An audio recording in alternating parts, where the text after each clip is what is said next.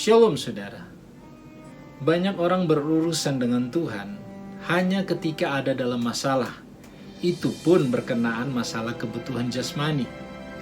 Seringkali hal ini dianggap sah atau normal dan tidak menyalahi etika kehidupan. Bahkan sering hal ini dipromosikan oleh rohaniawan-rohaniawan. Tuhan hanya diperlakukan seperti ban serep mobil bagi kendaraan, rumah sakit bagi orang sakit, atau sebagai budak yang terhormat. Ironinya, banyak diajarkan, bahkan Tuhan menjadi puas kalau manusia datang meminta pertolongan kepadanya. Seolah-olah Tuhan dapat berbangga diri karena memenangkan perlombaan melawan dukun atau kuasa lain. Bila seseorang rohaniawan mempromosikan Tuhan sebagai jalan keluar dari masalah-masalah pemenuhan kebutuhan jasmani, maka biasanya pesan atau nasihat itu juga mengandung kepentingan-kepentingan pribadi. Kepentingan pribadi ini bukan hanya uang, tetapi juga penghargaan terhadap rohaniawan. Kehidupan umat yang berpusat pada rohaniawan dan keuntungan lain yang tersembunyi. Inilah orang-orang yang menjual Tuhan.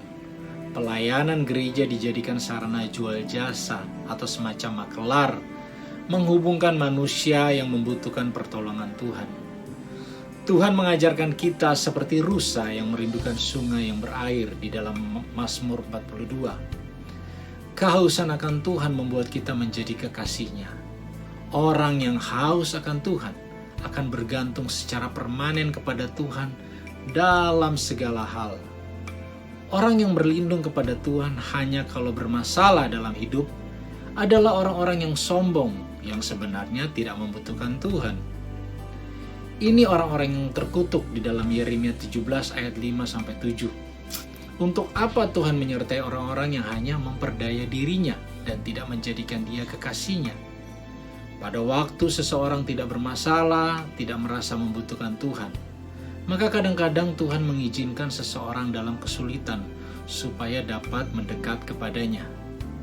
Ini hanya terjadi atas orang-orang yang masih memiliki hati mengasihi Tuhan dan mempunyai kerinduan terhadap Tuhan.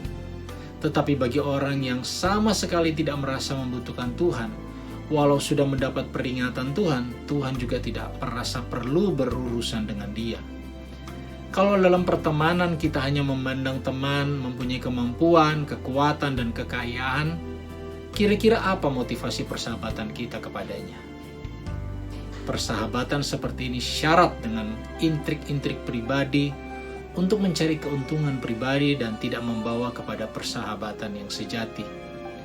Demikian pula dalam hal hubungan dengan Tuhan.